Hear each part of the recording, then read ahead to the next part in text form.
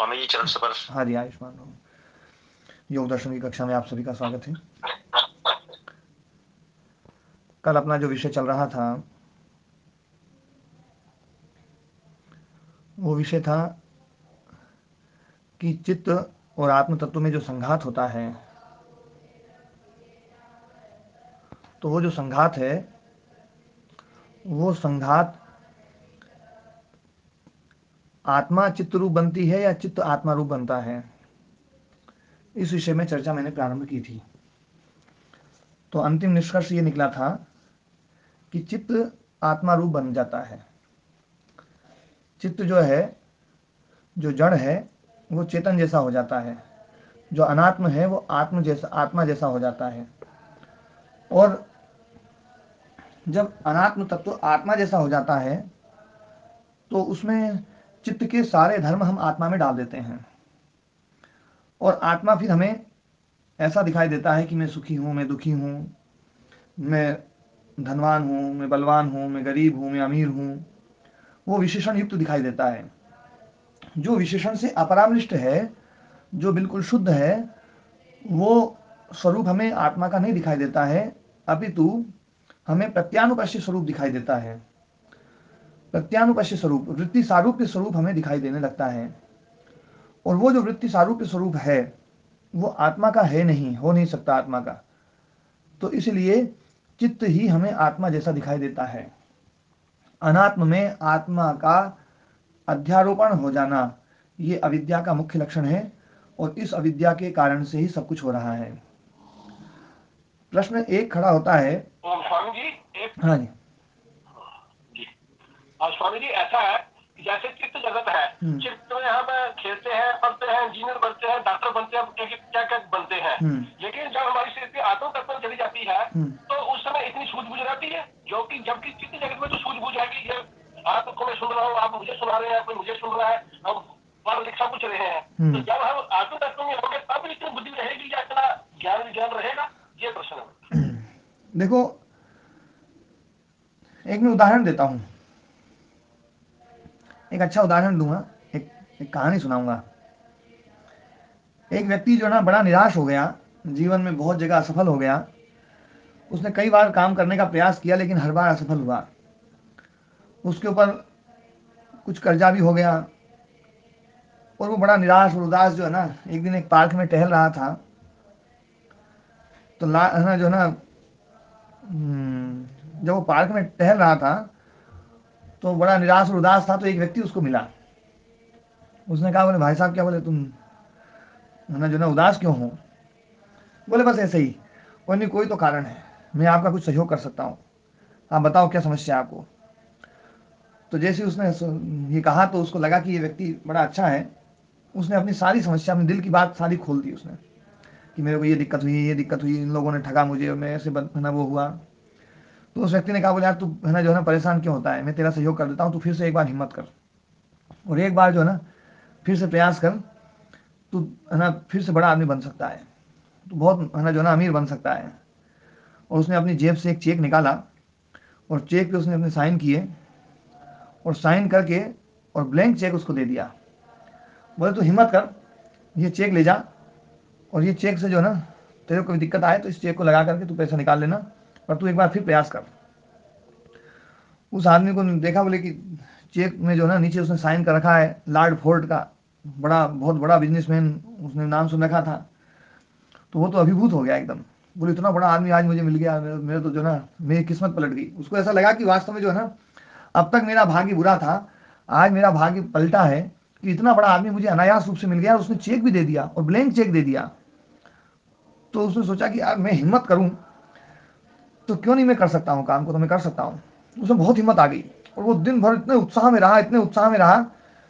और इतने उत्साह में रहते रहते उसमें इतने पॉजिटिव विचार आए कि उसने सोचा कि ये चेक तो मेरे पास है ही, क्यों नहीं मैं जो है ना पहले प्रयास करूं। उन्होंने इतना मेरे ऊपर विश्वास किया है तो मैं उनके विश्वास को क्यों तोड़ूं। मैं पहले चेक का उपयोग ना करके पहले अपना काम शुरू करता हूं। और उसने अपना काम शुरू किया। धीरे धीरे जिनसे उनसे उसको पैसे मांगने थे उनसे भी पैसे मांगता था, तो बड़े तरीके से मांगता था। पहले झल्ला के मांगता था, अभी बड़े है ना, जो ना, अब उसने थोड़ा सा उसके भीतर जैसे जैसे पॉजिटिविटी आई, सकारात्मकता आई, तो बड़ा उसने जो ना काम शुरू किया और धीरे धीरे वो सफल होता चला गया। और उस व्यक्ति ने जिसने कहा था कि बेटा देख, मैं ठीक 1 साल बाद तुझे यहाँ मिलूंगा और 1 साल बाद तू मेरे को मेरे पैसे जो है ना जो भी हो वो वापस दे देना भले, तो 1 साल में सब बढ़िया करके मेहनत कर। क्योंकि उस व्यक्ति ने पूछा था उससे कि तू कितने दिन में ना अपना बिजनेस खड़ा कर सकता है, तो उसने 1 साल का समय मांगा था। तो 1 साल का उसने समय देकर के वो चेक दे दिया था। और 1 साल में उसने बहुत मेहनत करी और बहुत मेहनत करके और 1 साल में बिल्कुल सफल आदमी बना। सफल आदमी बना। उसके बाद में जो है 1 साल बाद वो इंतजार कर रहा था उस घड़ी का, और जैसे वो दिन आया वो सुबह से पार्क में चला गया। पार्क में चला गया, 1 घंटा हो गया, 2 घंटा हो गया, 3 घंटा हो गया, 4 घंटा हो गया, वो आदमी नहीं आया। उस आदमी की शक्ल उसको अच्छे से याद थी, वो आया नहीं। शाम हो गई।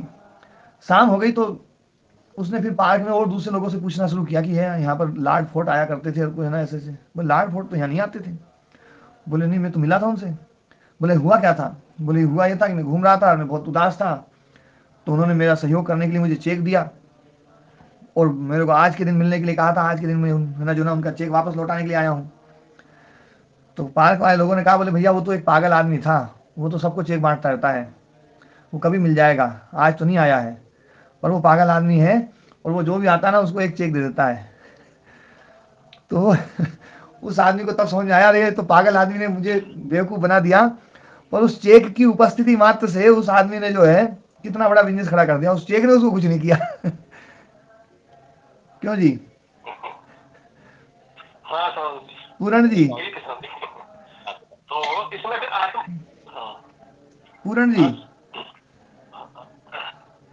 ये कथा है, कहानी है, और ये कहानी जहाँ मैंने पढ़ी है लोग मतलब यूँ कह करके दी हुई कि एक असली घटना है, लेकिन मेरे को लगता है कहानी है। लेकिन ऐसी चीज़ें हमारे जीवन में बहुत होती हैं कि कई बार हम उन चीज़ों से उत्साहित हो जाते हैं जिन चीज़ों का कोई अस्तित्व नहीं होता है। जिन चीज़ों का कोई अस्तित्व नहीं होता है उन चीज़ों से उत्साहित होते हैं, और उन चीज़ों से उत्साहित होकर के और हम जो है ना हमारे अंदर एक नई ऊर्जा और सब कुछ ऐसा लगता है कि यार बहुत मतलब ना बड़ा एनर्जी आ गई है। तो एनर्जी उस वस्तु ने नहीं दी है क्योंकि उसका तो अस्तित्व ही नहीं है। वो एनर्जी तो हमारे भीतर ही थी। ऐसे ही चित्त को कोई ऊर्जा आत्मा नहीं देती है, ये चित्त की ही क्वालिटी है।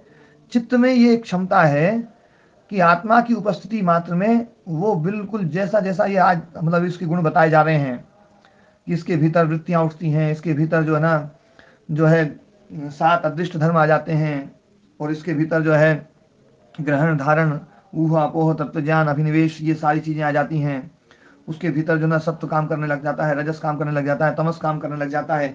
ये सारी जो चीज़ें हैं ये मतलब ये इसी की क्वालिटी है। ये इसकी क्वालिटी, जैसे पंखे की क्वालिटी है हवा देना, ये बिजली की क्वालिटी नहीं है। महाराज जी, हाँ जी महाराज जी, चित्त को जब विवेक ख्याति हो जाती है, सब कुछ हो जाता है, जब ये अपने आप को फिर शर्मिंदा महसूस करने लग जाता है, ये धन्य हो जाता है, अव्यक्त में जाता है, ये धन्य हो जाता है, धन्य हो जाता है महाराज। हाँ। ठीक है महाराज। इसको ऐसा लगता है कि वास्तव में जो है ना मतलब मैंने अविद्या को हरा दिया है, अविद्या को नष्ट कर दिया। समझ गया महाराज जी। और उसको ये लगने लगता है कि मैंने कितना दुख उठाया, अब मुझे दुख उठाने की जरूरत नहीं पड़ेगी। उसमें आत्मा में परिणाम तो आ गया, आत्मा में कोई परिणाम नहीं है। आत्मा ने मान लिया कि मैं धन्य हो गया। नहीं, ये तो चित्त को लग रहा है, धन्य हो गया तो वो ये चित्त को लग रहा है। तो उन्होंने चित्त का प्रश्न पूछा था। हाँ, चित्त का पूछा महाराज जी। चित्त को ये लगता है कि मैं धन्य हो गया। महाराज जी से ये हुआ, आत्मा तो धन्य है ही, चित्त भी धन्य हो गया। जब सारे धन्य हो गया तो फिर बचा क्या, बस हो गया, मौज हो गई। हाँ, चित्त को क्या लगता है, ये देखो पहले पाद के और 17वें 18वें सूत्र में जो है ना बताया हुआ है ना,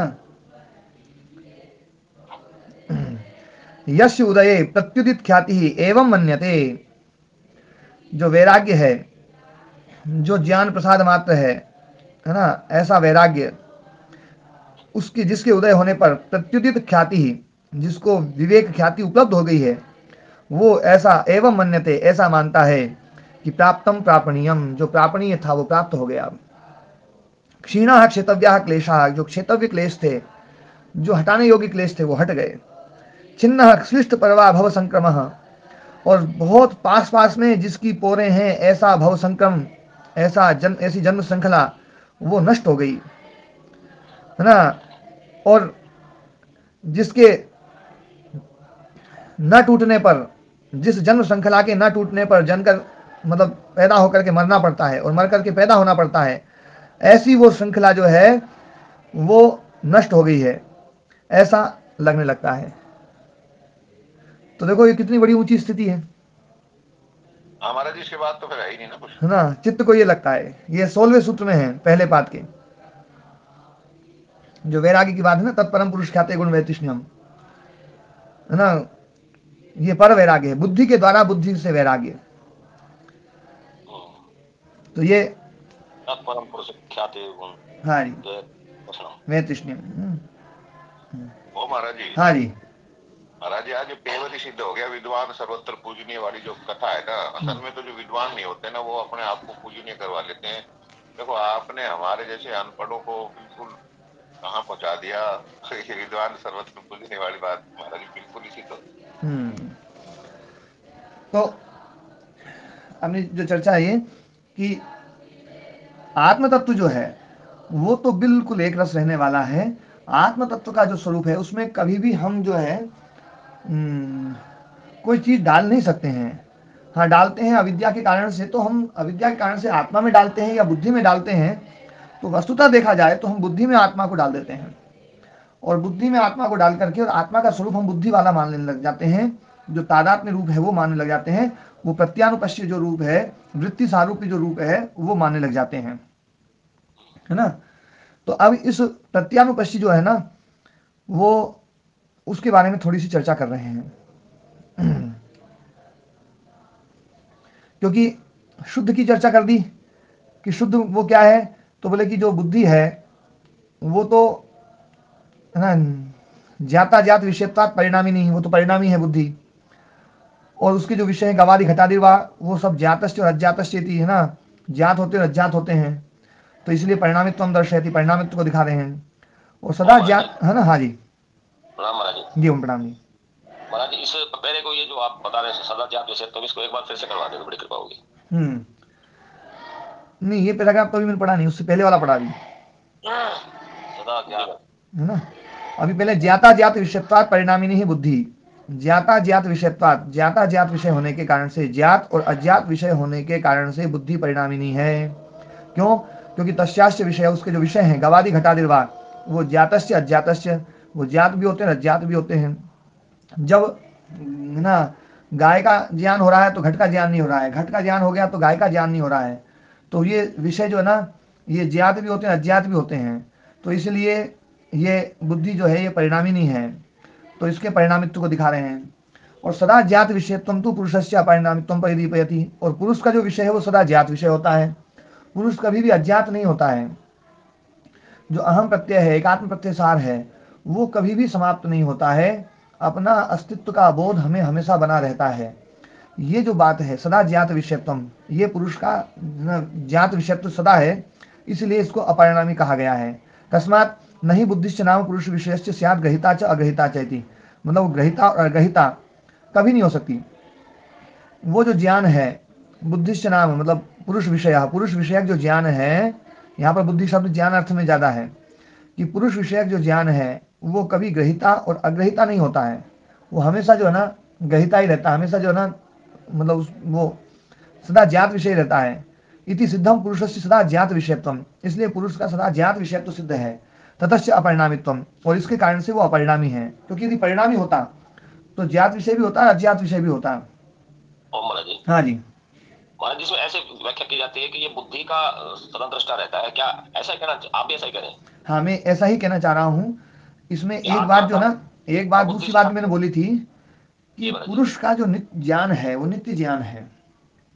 एक ये भी व्याख्या बहुत अच्छी व्याख्या है ना, लेकिन यहाँ पर मेरा प्रश्न महाराज जी ये था कि आत्मा का जो पुरुष का जो ज्ञात विषय तो बताया जा रहा है नित्य ज्ञात, तो नित्य ज्ञात उसको वो बुद्धि ही मतलब ज्ञात रहती है या कुछ और? उसको बुद्धि ज्ञान नहीं, उसको तो है ना जो ज्ञान है अपने अस्तित्व का बोध, अपने अस्तित्व का बोध, वो ज्ञानात्मक ही है, बोधात्मक है, वो प्रकाशात्मक है। तो वो जो बोध है, ये विषय क्या होता है? हाँ ये जो बोध है वो क्या होता है, वो बोध जो है ना, वो बोध को तो आप खुद ही महसूस करोगे तो ही समझ में आएगा। मैं बता भी दूंगा तो वो क्या, उसका कोई मीनिंग नहीं है। और मैं महाराज कुछ लोग व्याख्या करते हैं कि ये इसका ये बुद्धि जो है ये सदा जे विषय रहता है उसका, तो पुरुष ऐसी व्याख्या करते हैं, क्या वो व्याख्या ठीक नहीं है? देखो बुद्धि तो क्या, उसका है ना, उसको तो जो है ना ये कहा जाता है कि वो है ना जो है उसके ज्ञान के बारे में कहा जाता है कि उसका जो ज्ञान है ना, जो उसके लिए है, जो उसको है, जो मतलब उसका ज्ञान, यूँ कह सकते हैं कि पूर्ण ज्ञान जो उसके लिए आवश्यक है, उसको इस प्रकृति के ज्ञान की आवश्यकता क्या है? उसको जो ज्ञान आवश्यक है, जो स्वयं का ज्ञान, स्व का बोध, स्वरूप अवस्था जो है ना, उसका जो बोध है वही आवश्यक है उसको। तो स्वयं का जो बोध है, स्वयं का जो ज्ञान है, अस्तित्व का जो बोध है, वो सबसे बड़ा बोध है और वो उसको हमेशा ज्ञात है वो। यहाँ जो ऐसा कहा जाता है कि बुद्धि का ही दृष्टा है, तो ये ठीक नहीं है क्या? और बुद्धि मर गई तब? हाँ ये तो ठीक है जी, ये प्रश्न तो सही बनता है ना, बुद्धि जब मरेगी नहीं रहेगी तो फिर उसका विषय क्या रहेगा? तो उसका विषय क्या रहेगा? फिर परिणामित तो जाएगा उसमें, जी महाराज। है ना। इसलिए उसको तो है ना, इस ये बात बिल्कुल पक्का ध्यान रखो कि उसको इस प्रकृति के ज्ञान की आवश्यकता क्या है। माने पुरुष का ज्ञान तो सदा निर्विषय रहता है, हाँ, या स्वयं विषय कह लें। स्वयं विषय, बाहर का विषय उसका नहीं हो सकता कभी भी। जी महाराज। पुरुष को जो है ना, पुरुष को तो पुरुष का ही बोध रहता है, और पुरुष को पुरुष का बोध जो है ना वो हमेशा रहता है वैसे तो। पर जब हम वृत्ति सारूप्य अवस्था में होते हैं तो हम उस बोध के साथ में हम इस बोध को मिला देते हैं, और मिला करके मिला हुआ रूप जो ना वो रूप हम मानने लग जाते हैं। जब ये बोध समाप्त होता है, वृत्तियों का बोध समाप्त होता है, वृत्ति रुक जाती है, तो फिर केवल वही बोध रह जाता है, वो स्वरूप जी महाराज। प्रतिष्ठा है। अर्थात वृत्ति सारूप्यता के समय हम जो बुद्धि को जो बोध हो रहा है उसको आत्मा पर प्रत्यारोपित कर देते हैं। आत्मा में प्रत्यारोपित कर देते हैं। जी महाराज।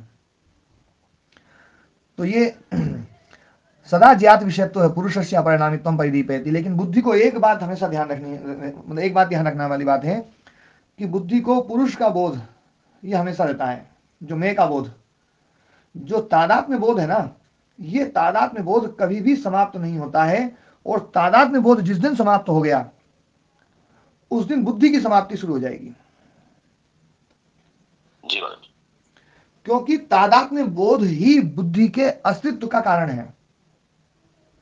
ध्यान देना, तादात्म्य बोध ही बुद्धि के अस्तित्व का कारण है। ये जो तादात्म्य बोध है यही संघात है और यही आत्मा की उपस्थिति है।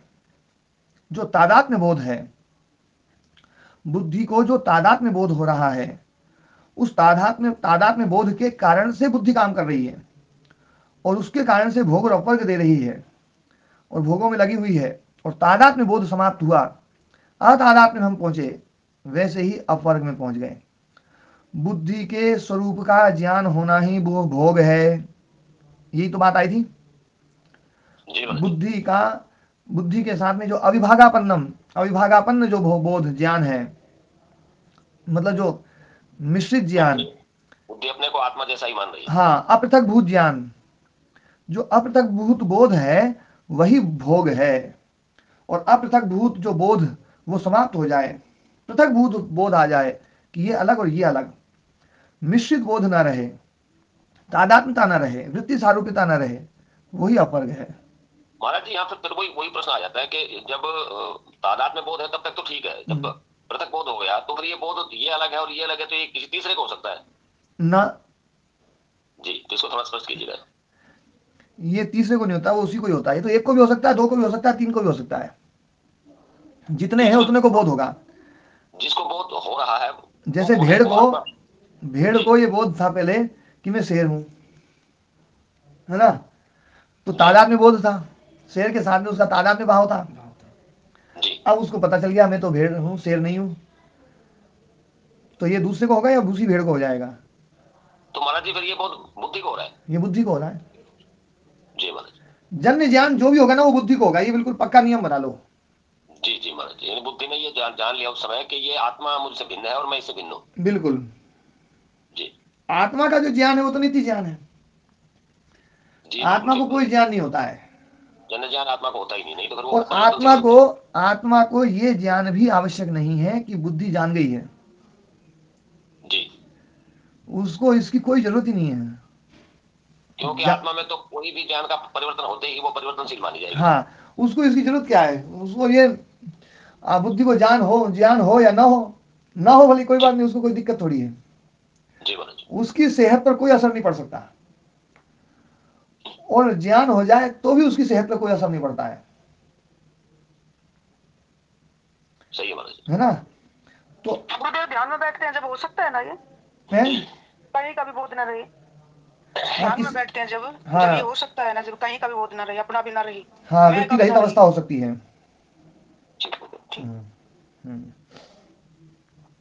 तो ये जो बुद्धि है, बुद्धि में वृत्तियां उठती हैं, बुद्धि में बोध होता है, और बुद्धि में ही भोग है, और अपवर्ग भी बुद्धि में है।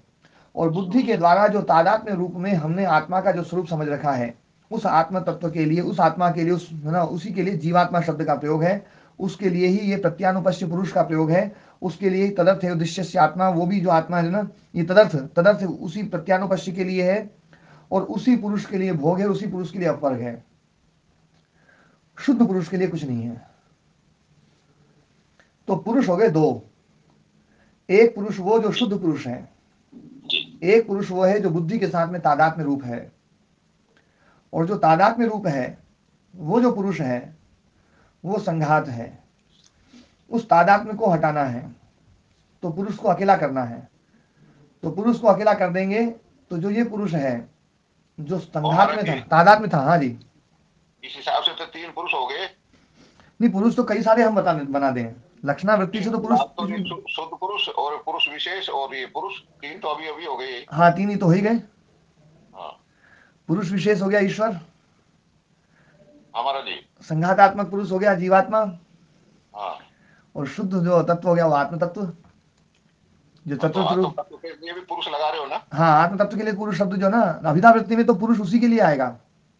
हाँ, समझ गए महाराज जी, समझ गए। और इसके अलावा बची एक प्रकृति, ये चौथी। हाँ, ठीक है महाराज, है ना। तो 4 रूप जो बताए ना अक्षर के। हाँ, हो गए महाराज जी। महाराज जी यहाँ ये आपने बिल्कुल सही बताया कि यहाँ अगर उस शुद्ध पुरुष को मान लिया जाए तो फिर तो कोई समाधान समझ में नहीं आता। जी जी महाराज, बहुत सही। तो ये लाक्षणिक प्रयोग है पुरुष का। दृष्टा दृष्टि मात्रा शुद्धा अपि, अपि होने पर मतलब कि जैसे गंगा तो जलधारा है, फिर भी, तो फिर भी का मतलब जलधारा होते हुए भी किसी और को भी गंगा बोल देंगे, जी, है ना। तो किनारों को भी गंगा बोलेंगे, उसमें पड़े हुए शिलाखंडों को भी गंगा बोलेंगे, उसमें पड़ी हुई रेत को भी गंगा बोलेंगे, है ना। जी बिल्कुल। हाँ। तो ये प्रत्यानुपश्ची जो पुरुष है, ये पुरुष के लिए भोगापर्ग है।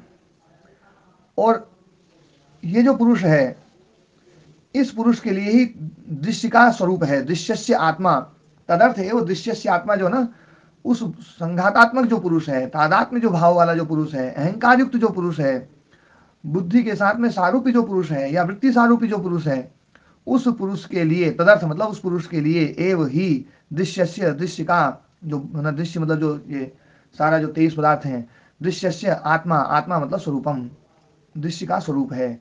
दृश्य जो दृश्य रूप में है वो उसके लिए है, वो ना हो तो दृश्य रूप नहीं हो सकता है, क्योंकि तादात्म्य भाव खत्म होते ही ये दृश्य का दृश्यत्व समाप्त हो जाएगा। ठीक है, स्पष्ट हो गया। जी महाराज, स्पष्ट हुआ। हाँ जी। और किसी का स्पष्ट नहीं हुआ तो वो भी भले प्रश्न पूछ सकते हैं, लेकिन जो ना ये चीज बिल्कुल समझ लें, और चित्त को भी बिल्कुल समझ लें कि चित्त जो है ना बहुत पावरफुल चीज है। चित्त वास्तव में त्रिगुणात्मक है। जो त्रिगुण है ना, हम त्रिगुण को संसार मानते हैं, पर ये जो त्रिगुणात्मक संसार है ना, ये तो बहुत बाद की स्थिति है। इसमें हमें त्रिगुणता कम दिखाई देगी। असली त्रिगुणता देखनी है तो चित्त में देखो। इसलिए चित्त को कई बार त्रिगुण कहा है, उसको सीधा नाम ही दे दिया त्रिगुण।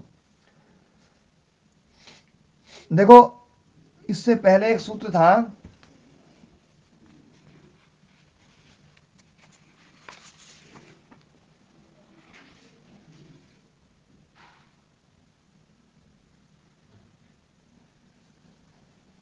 महाराज जी पहले बात के दूसरे सूत्र में ही कहा है तो व्यास में, हाँ ये कहा जी प्रख्यारूपम ही चित्त सत्वम रजस तमोभ्याम, ये जो जहाँ कहा है प्रख्यारूपम ही चित्त सत्वम, इससे कहा चित्तम ही प्रख्या प्रवृत्ति स्थिति शीलत्वात् त्रिगुणम। हाँ, प्रख्या प्रवृत्ति शीलत्वात् त्रिगुणम, वो तो त्रिगुण एक मतलब कहा ही आत्मा के साथ में उसका जो बताया ना, जैसे अभी 18वें सूत्र में कहा अयम तो खलु त्रिषु गुणेषु कर्तृषु, 3 गुण जो करता है, 3 गुण ये करता है, तो 3 गुण करता कौन होंगे? ये चित्त में होंगे, चित्त ही त्रिगुणात्मक है और यही करता है, त्रिगुणात्मक करता। और जो कहते हैं ना पुरुष और गुण का संयोग, पुरुष दृक् और गुण का संयोग, दृक् दर्शन शक्ति या दृक् और ना जो ना ये गुण का संयोग, पुरुष और गुण का संयोग, तो पुरुष और गुण, गुण मतलब चित्त और गुण मतलब त्रिगुण, तो ये जो चित्त है ना ये वास्तव में प्रकाश क्रिया स्थिति रूप है। जब ये क्रिया में ज्यादा होता है तो ये जो है धर्म ज्ञान ऐश्वर्य इसको ज्यादा जो ना ऐश्वर्य को ज्यादा मांगता है। जब तमस में होता है, तमस में स्थित होता है तो अज्ञान अवैराग्य अनैश्वर्य और अधर्म उसको मांगता है ना। और जब रजोगुण होता है तो ऐश्वर्य को है ना ऐश्वर्य की कामना करता है, और जैसे जैसे सत्वगुण आता है वैसे वैसे धर्म ज्ञान वैराग्य भी आता है। और फिर जब तमस हट जाता है, रजस हट जाता है, केवल सत्व रहता है, तो उस अवस्था में फिर धर्म ज्ञान वैराग्य, और वैराग्य ही उसमें प्रबल होने लगता है। ज्ञान और वैराग्य, ज्ञान और वैराग्य जो है ना फिर वो प्रबल रूप धारण कर लेता है, और ज्ञान और वैराग्य वही विवेक ख्याति है, विवेक वैराग्य। इसको महाराज स्वरूप प्रतिष्ठम कहा है यहाँ, तो इसका क्या तात्पर्य? तदेव रजो लेश वलापेतम स्वरूप प्रतिष्ठम। हाँ, तो ये स्वरूप प्रतिष्ठा मतलब जो होता है जब उसको, जब रजस और तमस हट जाता है और जब सत्व जब है ना हो जाता है तो उसको विवेक ख्याति होती है। और विवेक ख्याति होती है तो जो तादात्म्य भाव था आत्मा के साथ में, उसने तादात्म्य भाव समझ रखा था कि मैं ही आत्मा हूं, तब उसको अपने सही रूप का पता चलता है कि मैं आत्मा नहीं हूं, मैं तो जड़ हूं।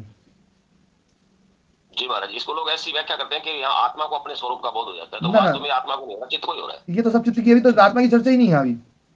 जी महाराज, है ना। ये तो इस सूत्र में तो जो है ना, इस सूत्र में जो भी चल रही है वो चित्त सत्वम की बात चल रही। देखो प्रख्या रूपम ही चित्त सत्वम, ये इसका करता है ना। रजस तमोभ्याम संश्लिष्टम, रज और तमस से संश्लिष्ट वो ऐश्वर्य विषय प्रियम भवती, ऐश्वर्य विषय प्रिय वाला होता है ना। और सब में कर्ता चित्त ही है, सब कर्ता चित्त है, और वही चित्त स्वरूप प्रतिष्ठ होता है। सत्व पुरुषान्ता ख्याति मात्रम धर्म एक ध्यानोपगम होती तत्परम प्रसंख्यानम इति आचक्षते ध्यायिनः। फिर आगे बताया कि चित्ती शक्ति इससे बिल्कुल अलग है ना, चित्ती शक्ति इससे बिल्कुल अलग है। और ये जो विवेक ख्याति सत्व गुणात्मिका, या मतो विपरीता विवेक ख्याति, विवेक ख्याति सत्व गुणात्मिका है, इसलिए इससे बिल्कुल अलग है। इसलिए ये महाराज चित्ती शक्ति को दर्शित विषय कहा है, ये थोड़ा समझ नहीं आ रहा है। चित्ती शक्ति को यहाँ दर्शित विषय कहा है। मैंने एक बात बताई थी कि आत्मा के बारे में जब भी कोई बात बताई जाएगी वो नेगेटिव बात बताई जाएगी। जी महाराज जी, ये कहा जी, कहा था आपने। नेगेटिव, दर्शित विषय में नेगेटिव क्या हो सकता है? दर्शित विषय में तो नेगेटिव ये हो सकता है कि वो खुद नहीं देख रही कुछ भी। हाँ, वो दृष्ट विषय नहीं है। अच्छा, दृष्ट विषय में इसमें ये मतलब चित्ती शक्ति कर्म बन रही है।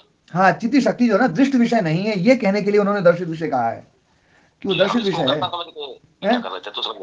करता नहीं, कर्म है। हाँ, दृष्ट विषय नहीं है, वो दर्शित विषय है। मतलब यहाँ पर वो ये नहीं कहना चाह रहे हैं कि वो विषयों को दिखलाती है, दिखलाने वाली अर्थ में नहीं है ये। वास्तव में यहाँ पर वो दृष्ट विषय नहीं है, ये कहने के लिए यहाँ पर दर्शित विषय शब्द का प्रयोग है। जी महाराज जी। हाँ, नेगेटिव अर्थ नहीं है। यहाँ चित्ती शक्ति और कर्म है। हाँ, चित्ती शक्ति जो ना वो कर्म है, मतलब दर्शित विषय जो है, दर्शित विषय का विशेष्य जो है ना वो चित्ती शक्ति है, विशेष्य। जी जी जी। और दर्शित विषय को बता रहे हैं कि दर्शित विषय वो चित्ती शक्ति दर्शित विषय है, दृष्ट विषय नहीं है, वो विषयों को नहीं देखती है। जी बस ये कहने के लिए यहाँ पर दर्शित विषय शब्द का प्रयोग है वास्तव में। जी, पर उसकी उपस्थिति में ही सब कुछ विषय देखे जाते हैं, इसलिए उसमें दर्शित तत्व डाल दिया गया है। वास्तव में कहना ये चाह रहे हैं कि वो दृष्ट विषय नहीं है। जी हाँ ओम जी। महाराज जी सारी वार्ता में तो आत्मा का और चित्त का ही सारा सिस्टम चल रहा है, तो ये ईश्वर प्रणिधान कहाँ से छूट जाता है पीछे? ईश्वर प्रणिधान तो देखो प्रारंभिक सीढ़ी है। नहीं वो इसी में आएगा जी, वो ईश्वर प्रणिधान कहाँ तक उपयोगी है, फिर कहाँ छूट जाता है, वो समझाओ थोड़ा सा। ईश्वर प्रणिधान तत्व ज्ञान के पैदा करता है ईश्वर प्रणिधान, और ईश्वर प्रणिधान तत्व ज्ञान को पैदा करेगा, और तत्व ज्ञान पैदा होने के बाद में जब हमें पृथक पृथक का बोध हो जाएगा तो ईश्वर प्रणिधान चरितार्थ हो जाएगा।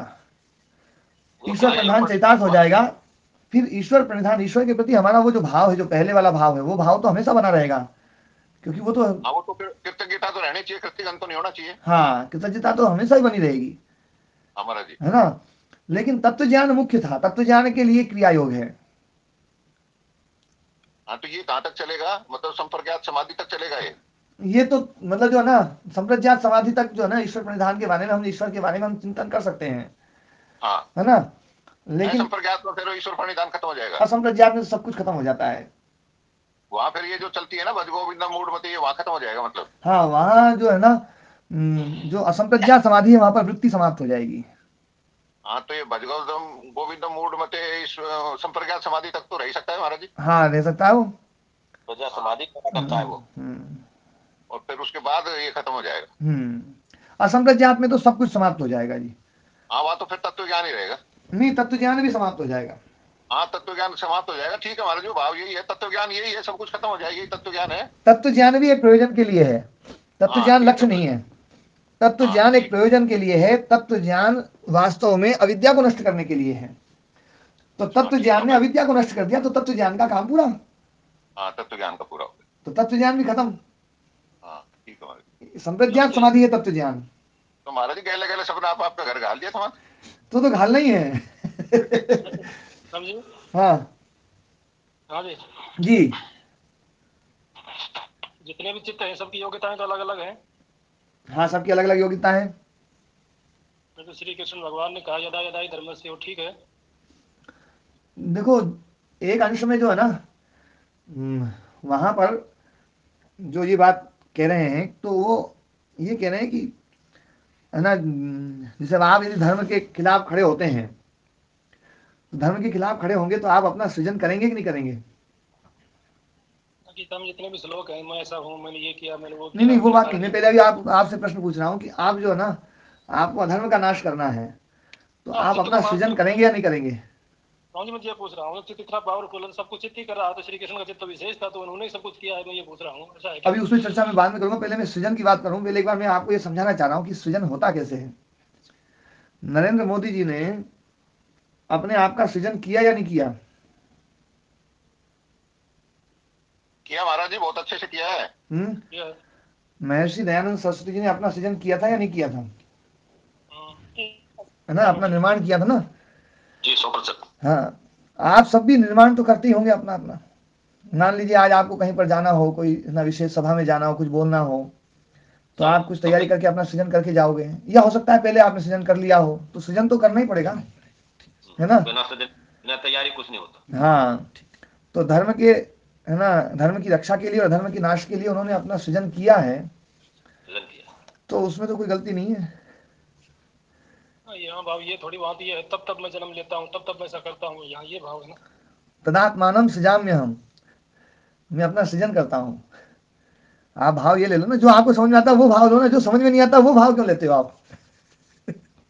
बहुत से श्लोक है, मुझे याद नहीं, उनमें ऐसा स्पष्ट कर रहे हो कि मैंने ऐसा किया, मैं ये कर रहा हूँ, मेरे कारण ये है। तो ऐसे बहुत सारे श्लोक ऐसे भी हैं जिसमें ये भी है कि वो अजन्मा है, अज है ना, वो भी बतलाते हैं। और जहां जहां कृष्ण शब्द है ना,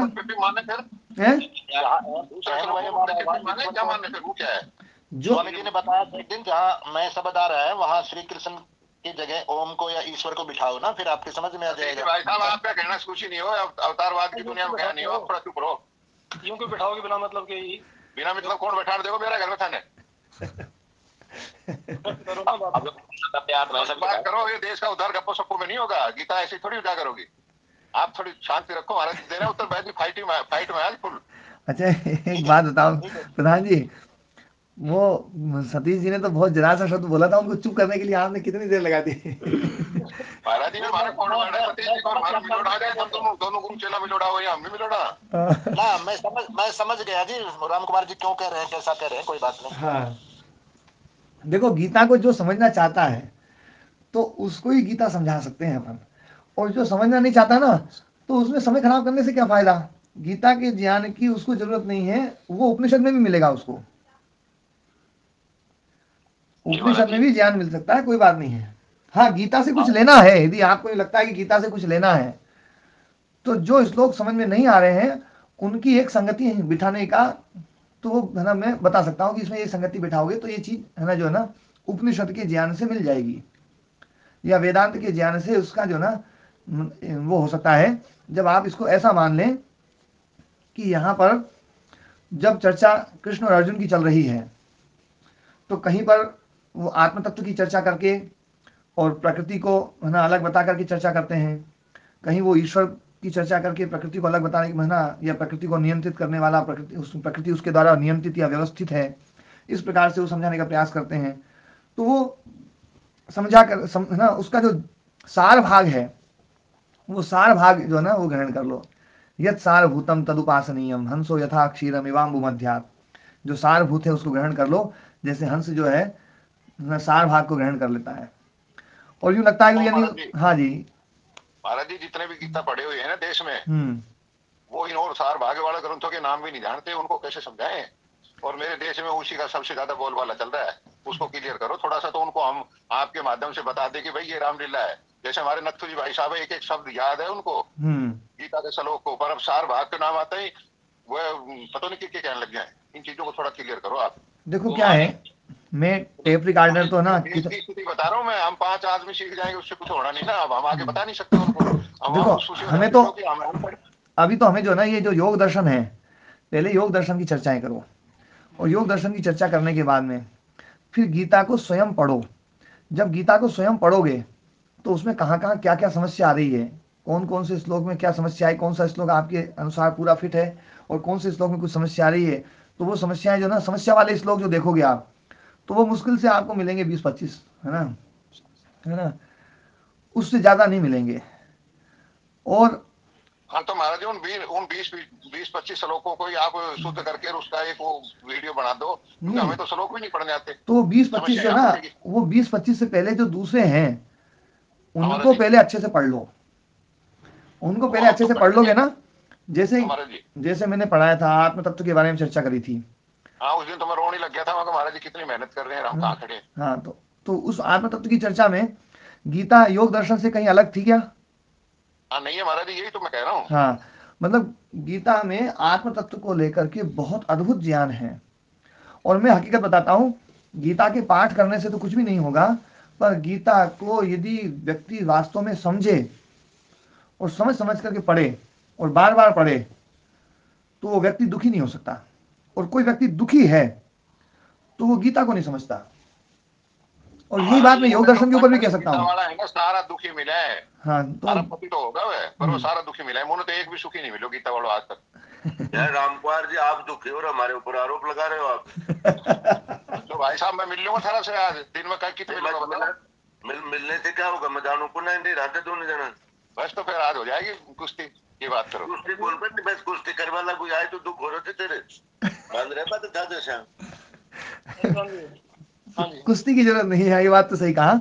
बाकी जो ना गीता पढ़ने वाले बहुत सुखी भी हैं और गीता पढ़ने वाले दुखी भी हैं, वेद पढ़ने वाले सुखी भी हैं, वेद पढ़ने वाले दुखी भी हैं, आर्य समाज को मानने वाले, स्वामी विवेकानंद जी को मानने वाले और अलग अलग संप्रदायों को मानने वाले सुखी भी है और दुखी भी है, सब प्रकार के हैं यहाँ। महाराज जी हाँ जी महाराज जी गीता पढ़ने वाले सुखी लोगों में एक मेरा नाम भी लिख लीजिए। मैंने 10 साल तक खूब विरोध किया गीता का, और अब मुझे गीता से ज्यादा मार्मिक मतलब कोई ग्रंथ नजर ही नहीं आता। हाँ तो ये बाबूजी दूसरे ग्रंथ आए नजर में जो हुए ना आप खाली गीता से थोड़ी हुए रामकुमार जी ने बिल्कुल सही समझा। हाँ तो यही मैं कह रहा हूँ, पूरन भाई साहब की बोल लिया वो पढ़ने लगी है, ये तो पहले कौन पढ़ा करती। नहीं ऐसा नहीं पूरन जी जो ना, पूरन जी ने केवल इस बात को लेकर के ना आपके ऊपर वो किया है कि आपने कहा कि गीता पढ़ने वाला एक भी आदमी मैंने सुखी नहीं देखा। भारत हमारी रोज कुश्ती होती रहे। हाँ तो वो क्या है, गीता का इसमें कोई रोल नहीं है। सुखी और दुख में जो ना गीता को तो जो समझेगा ना उसका दुख दूर हो सकता है, ये बिल्कुल पक्की बात है।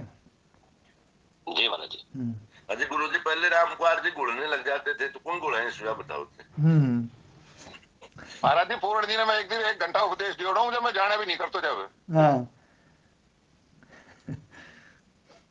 चलो अपन आगे बढ़ते हैं स्वामी जी। हाँ जी। मैं ये निवेदन कर रहा था स्वामी जी जी। कल से मैं तो उलझा पड़ा हुआ हूँ। अच्छा। कारण ये स्वामी जी कि आत्मा की जो स्थिति है ना एक बेचारे जैसी हो गई है। क्योंकि ये व्यष्टि और संपूर्ण समष्टि है, वो चित्त के चिंतन का परिणाम है। और चित्त कार्य करता है आत्मा की उपस्थिति में। और आत्मा के ये बस में नहीं है कि वो अनुपस्थित हो सके। आत्मा अनुपस्थित हो नहीं सकती। उसको तो उपस्थित रहना उसकी बाध्यता मान लीजिए। फिर जो कुछ भी है वो सब चित्त है। चित्त ही संसार को बना रहा है। चित्त ही संसार को नष्ट कर रहा है। वृत्तियां चित्त में ही उत्पन्न हो रही है। वृत्तियों को नष्ट करने की क्षमता चित्त में ही है। मान लिया आत्मा की उपस्थिति में होता है, लेकिन आत्मा अनुपस्थित भी तो नहीं हो सकती। आत्मा चाहे तो मैं एब्सेंट हो जाऊं तो वो नहीं हो सकती। तो फिर तो कुछ समझ में नहीं आ रहा स्वामी जी। एक तो जो है ना देखो, एक बात तो देखो, जो आत्मा की जो ना व्यवस्था जो है ना, वो आत्मा की व्यवस्था नहीं, वो ही आत्मा की शक्ति है। पहली बात जो है ना कि वो नष्ट नहीं हो सकता, ये उसकी व्यवस्था नहीं है, ये उसकी सबसे बड़ी शक्ति है कि वो नष्ट नहीं हो सकता, नष्ट नहीं होता है, वो नित्य है, ये अनित्य है। एब्सेंट कह रहा हूं स्वामी जी। हाँ, अनुपस्थित जो है ना कि वो अनुपस्थित नहीं हो सकता है, ये उसकी व्यवस्था नहीं है, वास्तव में ये उसका सबसे बड़ा सामर्थ्य है, ये उसकी सबसे बड़ी शक्ति है। ये देखो नहीं, मैं एक इसमें बात बताता हूँ, ये शक्ति और व्यवस्था कैसे हो सकती है, इसमें एक बात समझने की है। आपने ये बात जो बोली ना, ये वास्तव में मतलब जो ना, मैं जिस ढंग से आपने बोली उसी ढंग से ले रहा हूँ, लेकिन मैं दूसरे साधकों को ये बात समझाने के लिए इस चीज को बता रहा हूँ। व्यवस्था वहां हो सकती है, अनुपस्थित हो ही नहीं सकता वो, ये उसकी व्यवस्था है, ये उसके लिए संभव है जो अपने स्वरूप से दुखी हो, अपनी अवस्था से, अपनी उपस्थिति से दुखी हो, और वो व्यक्ति जो है ना अनुपस्थित होना चाहे और वो अनुपस्थित नहीं हो पा रहा हो, तो यहां पर ये उसकी व्यवस्था मानी जाएगी। लेकिन आत्म तत्व जो है, आत्मस्वरूप जो है, वो ऐसा है कि वो अपने स्वरूप से कभी भी दुखी नहीं हो सकता। हम जैसे नींद में होते हैं, तो नींद में मतलब जो नींद है, हम उपस्थित रहते हुए भी अनुपस्थित जैसे रहते हैं, लेकिन वो अनुपस्थिति हमारी व्यवस्था नहीं है। लेकिन कई बार हमें नींद नहीं आती है और हम पड़े हुए हैं, है ना, हम उठ नहीं सकते, तो वो न उठना हमारी वो व्यवस्था आ जाएगी फिर कि हम उठ नहीं पा रहे हैं। और नींद में सोए हुए हैं तब भी हम नहीं उठ पा रहे हैं, लेकिन वो व्यवस्था नहीं है, वो हमारी शक्ति है, वो हमारा सामर्थ्य है कि वो जो ना उसके द्वारा हम अपनी शक्ति को अर्जित कर रहे हैं। तो आत्म तत्व जो ना अनुपस्थित नहीं हो सकता है, ये उसकी व्यवस्था नहीं है, उसका सामर्थ्य है, क्योंकि वो दुख में नहीं रहता, हमेशा कभी भी दुख में नहीं हो सकता, वो आत्मस्वरूप में स्थित रहता है, और उसका आत्मस्वरूप जो है वो सुख दुख से परे है, इसलिए वो व्यवस्था कभी महसूस नहीं होगी। पहली बात। दूसरी बात, जो चित्त जो है, चित्त इतना पावरफुल है, चित्त ही सब कुछ कर रहा है, और चित्त जो है ना, तो इसमें तो हमें दिक्कत होनी भी नहीं चाहिए, क्योंकि यदि ये सारी चीजें हमने आत्मा में डाल दी तो आत्मा सुखी दुखी होगा, सब कुछ होगा, परेशान होगा। तो ये जो चीज है ना, ये आत्मा का कबाड़ा बना देंगे हम। तो आत्म तत्व को तो हमने बिल्कुल शुद्ध और निर्लिप्त रखा है, तो ये तो ज्यादा अच्छी स्थिति है। अब हमारी स्थिति क्या है, एक मिनट, हमारी मजबूरी ये है, जैसे है ना, ये कहा जाता था, कई बार हमारे गुरुजी कहते थे कि हमें भरे रहने की इतनी आदत हो गई है कि हमें कोई खाली कर दे तो हमें परेशानी होती है, तो खाली कर दे तो फिर हम भर तो जरूर लेंगे, चाहे फिर अच्छे विचार नहीं मिले तो बुरे विचार से भर लेंगे, पर भर जरूर लेंगे अपने आप को। तो अभी स्थिति ये है कि हमें ऐसा लग रहा है, भरे रहने की हमारी इतनी मतलब जो है ना आदत इतनी दृढ़ हो गई है कि जब ये लगता है कि चित्त समाप्त हो जाएगा, चित्त खत्म हो जाएगा, चित्त बिल्कुल खाली हो जाएगा, तो बिल्कुल ही तो बड़ा है ना अजीब स्थिति आ जाएगी, अभी ज़्यादा बढ़िया है। तो ये स्थिति तब तक है जब तक हम उस स्थिति का अभी हमने अनुभव नहीं किया है। उस स्थिति का जब अनुभव हो जाएगा तो वो स्थिति हमें दिक्कत नहीं देगी, वो स्थिति ही बढ़िया लगेगी फिर, तो है ना।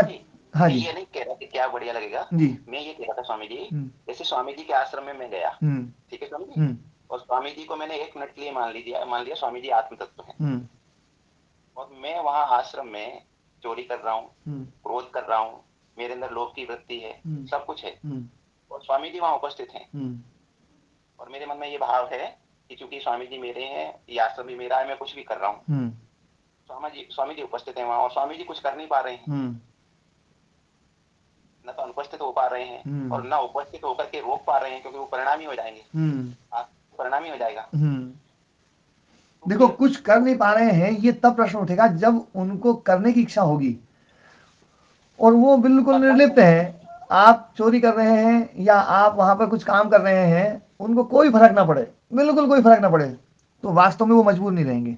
मजबूरी तो तब होगी जब वो कुछ करना चाहते हैं, वो देख रहे हैं कि प्रदीप व्यास जी जो ना कितना बढ़िया काम कर रहे हैं, और इनको शाबाशी तो दी जाए, मैं शाबाशी नहीं दे पा रहा हूँ, और यूं लगे कि यार प्रदीप व्यास जी गलत कर रहे हैं, देखो इससे नुकसान हो सकता है, इनका भी नुकसान हो सकता है, आश्रम का नुकसान हो सकता है, और मैं रोकने का प्रयास करूं, मैं रोक नहीं पाऊं, तो दिक्कत होगी।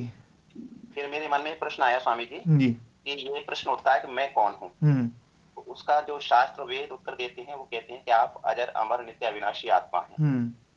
अब जैसे ये भावना दृढ़ हो गई कि मैं आत्मा हूँ, तो फिर खत्म, भूख प्यास सुख दुख गर्मी सर्दी काम क्रोध लोभ, क्योंकि न तो मैं चित्त हूँ, न उसकी वृत्तियां में हूँ, न मुझको कुछ करने की आवश्यकता है, न योग की आवश्यकता है, न ग्रंथों के अध्ययन की आवश्यकता है, न प्रवचन सुनने की आवश्यकता है, न प्रवचन देने की आवश्यकता है, क्योंकि मैं तो आत्मा हूँ, तो मेरे अंदर तो कोई विकार है ही नहीं, सब कुछ जो कुछ भी है वो चित्त की समस्या है, पड़ोसी के घर में समस्या हो, मुझको क्या लेना देना, मेरी तो कोई समस्या है ही नहीं, मैं तो आत्मा हूँ। तो जहाँ ये भावना दृढ़ हुई कि मैं आत्मा हूँ, तो मेरा तो सब खत्म, और चित्त की वृत्तियां समाप्त हो गई, तो ये शरीर समाप्त हो गए स्वामी जी, क्योंकि ना तो भूख प्यास लगेगी, तो भूख प्यास नहीं लगेगी तो क्या, फिर वृत्ति नहीं उठी भूख की प्यास की, तो क्या खाएगा क्या पिएगा शरीर, वो जाएगा कितने दिन चलेगा फिर। गुरु जी, मैं प्रदीप जी को इस चिंतन के लिए बधाई देता हूँ। धन्यवाद भैया। हाँ, अब इसमें मैं कुछ बताता हूँ। क्या है ये जो चिंतन जो प्रदीप जी ने कहा है, ये एक क्षण में घटित नहीं होता है, ये प्रक्रिया बड़ी सहज रूप से धीरे धीरे उतरती है, बहुत धीरे धीरे उतरती है। एकदम से उतर जाए तो लगेगा यार अब मैं खाऊंगा क्या पीऊंगा क्या, अब तो जो है खाने पीने की वो तो वृत्ति खत्म हो गई, एकदम से झटके में खत्म हो जाए, ऐसा संभव नहीं है। आपकी वृत्तियां समाप्त होंगी, तो वृत्तियां समाप्त होंगी कुछ काल के लिए, फिर वृत्ति उठेगी, फिर आप जाएंगे, फिर आएंगे, फिर जाएंगे, फिर आएंगे, धीरे धीरे करके आपका जो ना वृत्ति रहित अवस्था जो है वो धीरे धीरे दृढ़ होगी, और वो कुछ काल के लिए होगी। वो निरोध अवस्था आएगी चित्त की, लेकिन चित्त की निरोध अवस्था आएगी, वो भी चित्त की एक स्वाभाविक अवस्था है, और चित्त की एकाग्र अवस्था ये भी एक स्वाभाविक अवस्था है। तो निरोध अवस्था आएगी, फिर एकाग्र अवस्था आएगी, फिर एक निरोध अवस्था आएगी, फिर एकाग्र अवस्था आएगी। और चूंकि चित्त जो है ना अभी शरीर के साथ में बंधा हुआ है, और जब आपको ये विवेक होगा कि मैं बिल्कुल पृथक हूँ, तब आपको ये भी विवेक होगा, उस चित्त को ये भी ज्ञान होगा कि मैं अलग चित्त भी हूँ। जैसे आत्मा का बोध अलग का हो गया, तो चित्त अलग हूँ ये भी तो बोध रहेगा कि चित्त भी अलग है, और चित्त अलग है तो चित्त का अपना एक परिवार भी है, और उस परिवार में अपना शरीर भी है, और इस शरीर की रक्षा करना ये मेरा कर्तव्य है। वहाँ सुख के लिए या दुख के लिए कर्म नहीं होंगे, वहाँ किसी अपेक्षा के लिए कर्म नहीं होंगे, वहाँ केवल कर्तव्य भाव के लिए कर्म होंगे। और इस शरीर से जुड़े हुए कुछ और भी कर्तव्य हैं यदि, तो वो कर्तव्य भी चित्त करेगा राजा जनक जैसे, लेकिन आत्मभाव में स्थित रहते हुए, स्वरूप में स्थित रहते हुए केवल कर्तव्य भाव के कर्म किए जाएंगे। और कर्तव्य भाव के जो कर्म हैं, वो कर्म इस अवस्था वाले जो अज्ञान वाली अवस्था वाले जो कर्म हैं उससे ज़्यादा प्रबल होते हैं, ज़्यादा लाभदायक होते हैं, वो समाज के लिए भी और सबके लिए भी हितकारी होते हैं। इसलिए कभी कोई ये सोचे कि ऐसा व्यक्ति समाज का तो बिल्कुल काम नहीं करेगा, और वो परिवार का भी काम नहीं करेगा, और स्वयं का भी काम नहीं करेगा, पर मैं ये बिल्कुल स्पष्ट बोल दूं, वो व्यक्ति कर्तव्य भाव में चला जाएगा। और कर्तव्य भाव में जो कर्म किए जाएंगे वो कर्म कर्म की श्रेणी में नहीं है, वो कर्म की श्रेणी में नहीं है, वो कर्म बंधन में नहीं डालेंगे, वो केवल आवश्यक चीजें हैं, आवश्यक कार्य हैं, वो आवश्यक कार्य होंगे और अपना खत्म। पर वो कर्म किसी भी प्रकार से चित्त को प्रभावित नहीं करेंगे, न वो कर्म कर्माशय को पैदा करेंगे, न ही वो कर्म भोग को पैदा करेंगे, ना वो पाप पुण्य को पैदा करेंगे, ना वो सुख दुख को पैदा करेंगे। लेकिन कर्म बिल्कुल उतने ही प्रबल वेग से होंगे जितने वेग से उधर ऐसे होते हैं। कर्तव्य कर्म करने वाला व्यक्ति भी उतनी ही तत्परता से कर्म करता है, लेकिन बिल्कुल निर्लिप्त होकर के करता है। कर्तव्य कर्म और निष्काम कर्म में अंतर है क्या गुरुजी? एक ही बात है। गीता वाला पाला कमजोर कैसे हुआ? कहाँ पाला कमजोर हो गया?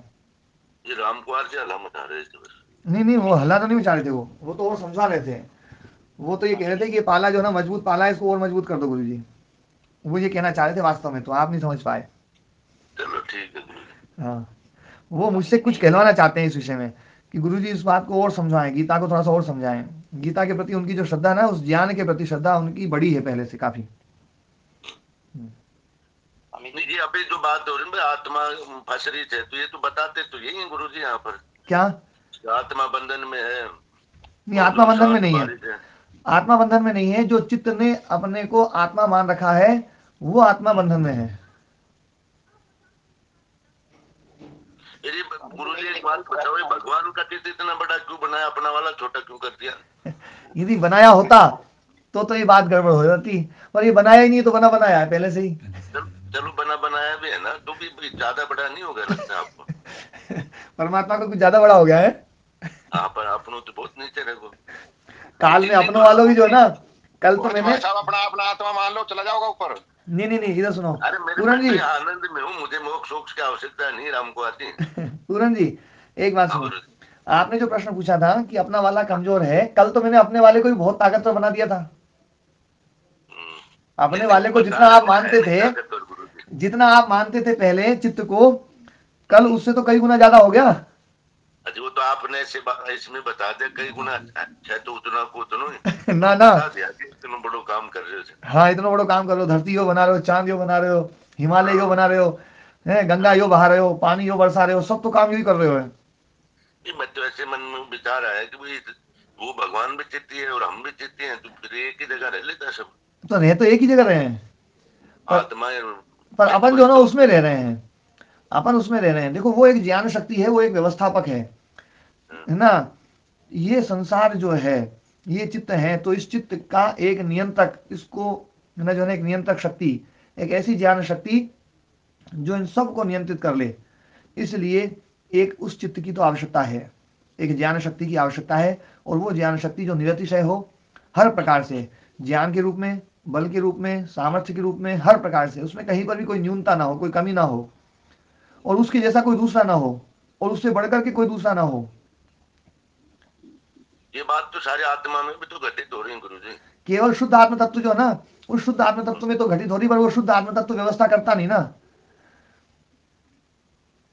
चलो मान लेते हैं, वो नियंत्रित, देखो चैतन्य जो है, जो आत्म तत्व है, वो जड़ को नियंत्रित नहीं करेगा। जड़ को तो जड़ ही नियंत्रित करेगा।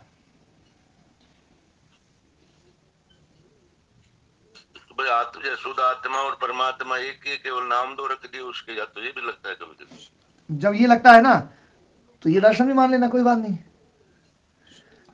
वो तो बात आ रही है ना, दोनों एक जैसे से लग रहे हैं।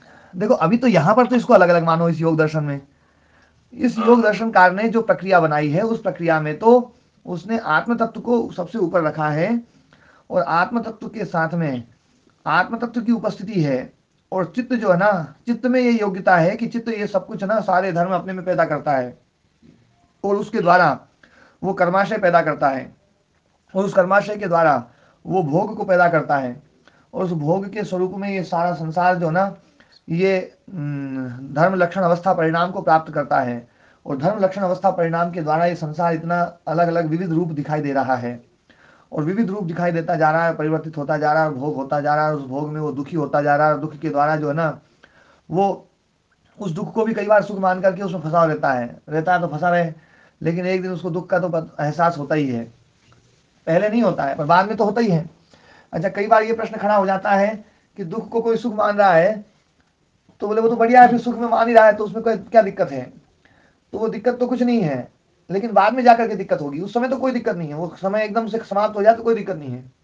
जैसे कई बार जो ना, हम अपने जीवन को देखते हैं, छोटे थे तो बहुत सारे काम ऐसे किए जिन कामों में हमने बहुत सुख माना, पर बाद में उसके परिणाम बड़े दुखदायी रहे, है ना।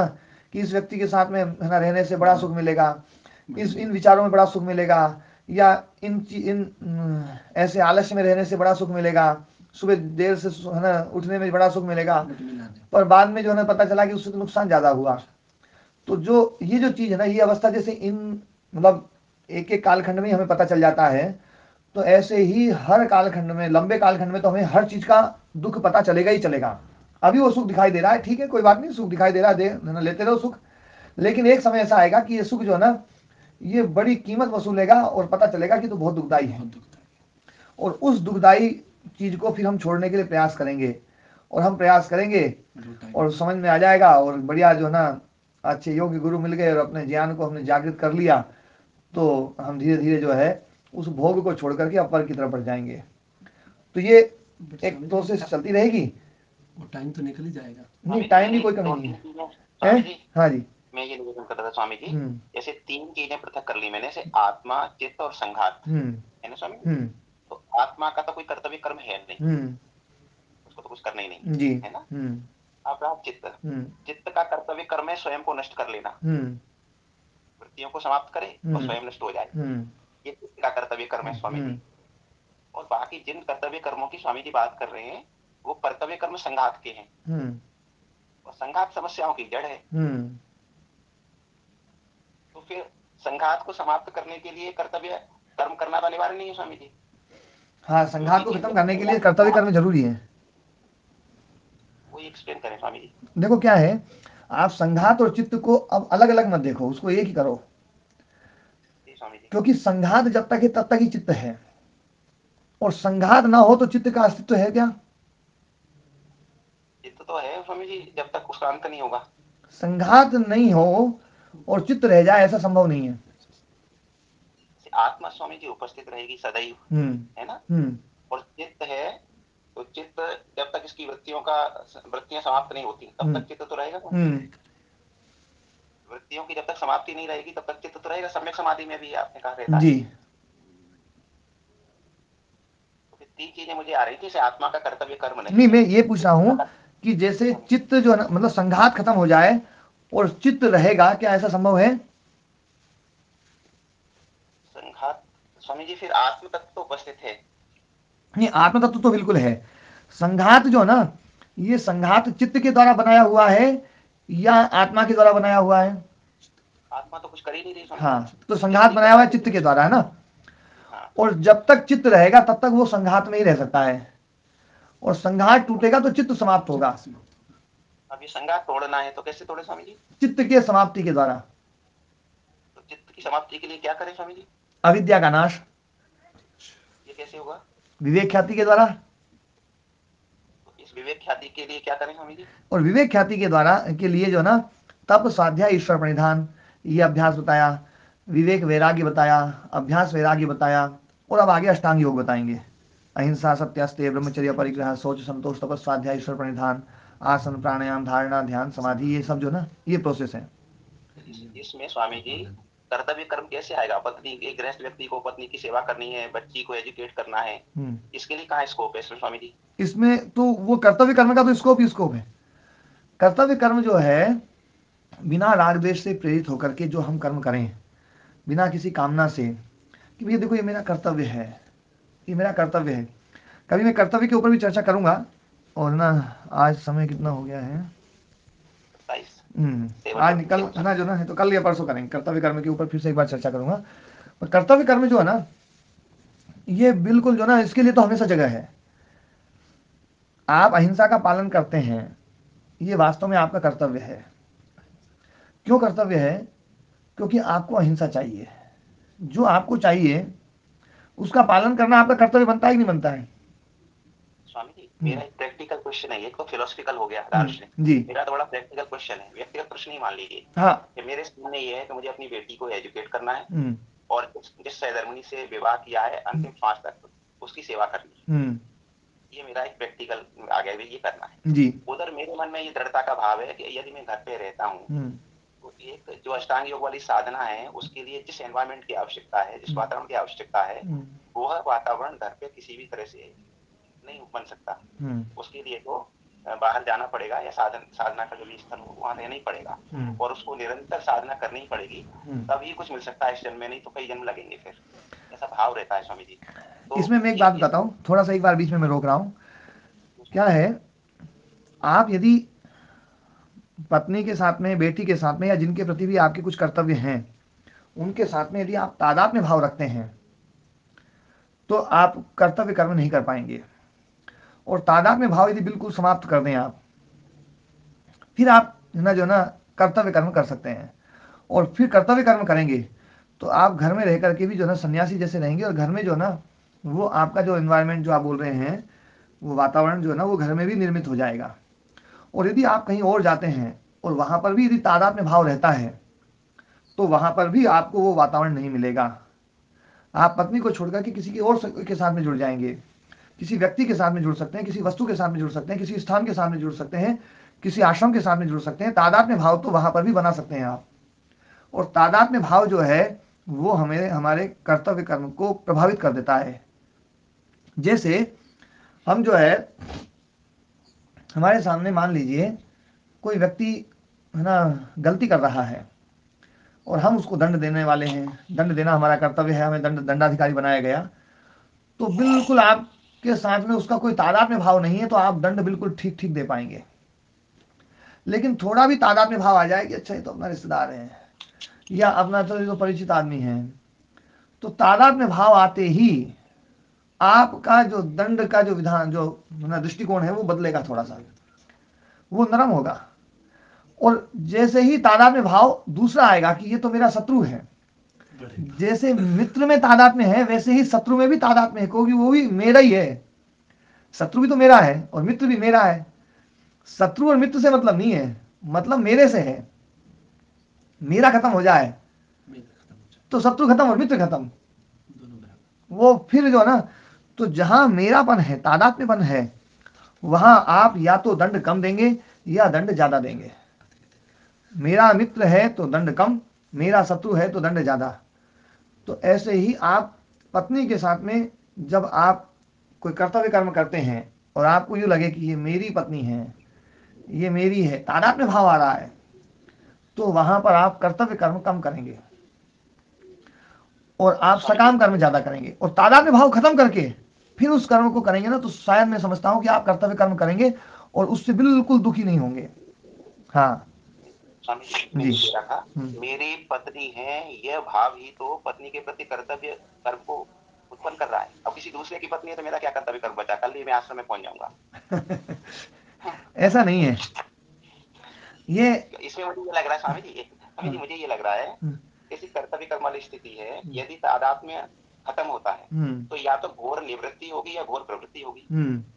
अगर तादात्म्य नहीं है तो कोई भी नहीं है, घोर निवृत्त हो गए, हमारा कोई कर्तव्य कर्म नहीं है। और अगर तादात्म्य स्थापित हो गया सबके साथ, तो फिर पड़ोसी भी अपना है, पड़ोसी की पत्नी के प्रति भी अपना भाव सेवा का है, पड़ोसी के बच्चों के प्रति भी सेवा का भाव है, तो जो पीड़ित होगा सबके पीछे भगोगे सेवा के लिए, क्योंकि सभी अपने हैं, कोई पराया है ही नहीं, कोई पराया नहीं है। तो किसी भी की पीड़ा देख के, दुख देख के आप चुप कैसे बैठ सकते हो, कैसे घर पे रह सकते हो, या कैसे साधना कर सकते हो?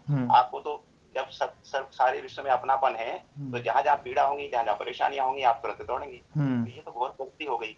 और यह तादात्म्य खत्म करते हैं तो घोर निवृत्ति होगी स्वामी। देखो क्या है, प्रवृत्ति और निवृत्ति जो है ये राग द्वेष के द्वारा है। राग और द्वेष के कारण से यदि प्रवृत्ति और निवृत्ति है तो वो प्रवृत्ति निवृत्ति बाधक बनेगी। और राग द्वेष रहित है तो प्रवृत्ति और निवृत्ति बाधक नहीं बनेगी। प्रवृत्ति निवृत्ति से कोई मतलब नहीं है, कर्म से कोई मतलब नहीं है। कर्म के पीछे जो राग द्वेष है वो मुख्य रूप से कर्म को जो ना मतलब दिक्कत वाला बना लेता है या बिना दिक्कत वाला बनाता है।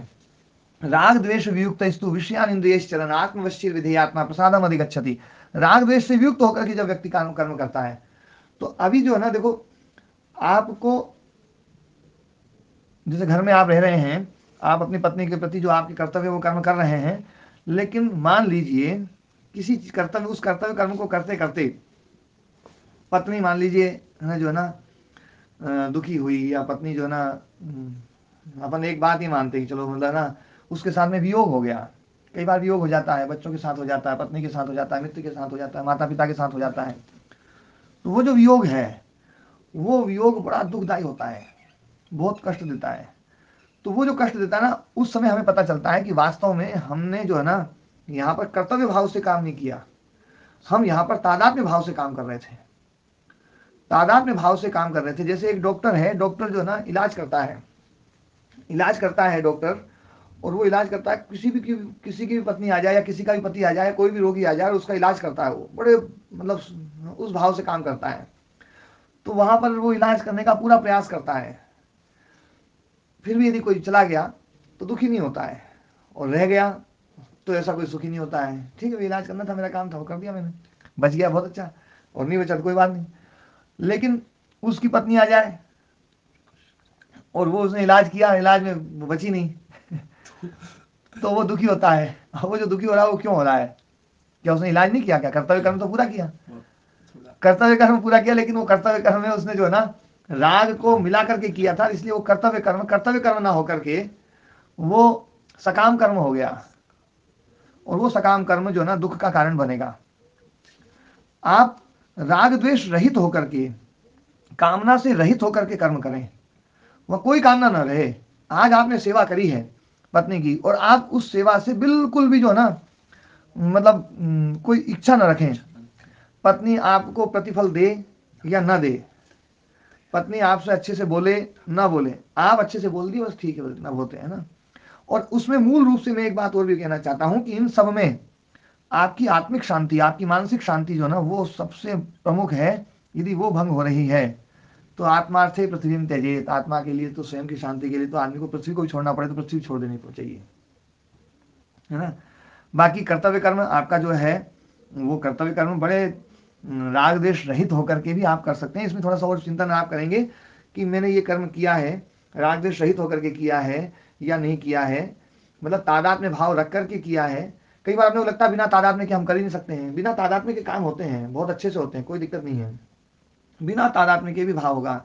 आप मतलब ये मेरी है ये बात बिल्कुल हटा दो। हाँ, ये तो समझ लो कि इस संसार में एक व्यवस्था बनी हुई है, और उस व्यवस्था में मुझे इसके साथ में जोड़ा गया है, और इसके साथ में जोड़ा गया है, मुझे इसके लिए कुछ काम करना है ना। पर मेरी तो ये कहीं से भी कहीं तक नहीं है, मेरी तो मेरा शरीर भी नहीं है, क्योंकि मेरापन का जो भाव है, हमारे गुरुजी कहते थे मेरी तो वो है जो मेरे हिसाब से चले, वो मेरी। क्यों जी प्रदीप जी? स्वामी जी सही कह रहे हैं स्वामी जी। ऐसे तीन चीजें हैं, व्यक्ति, वस्तु और स्थान।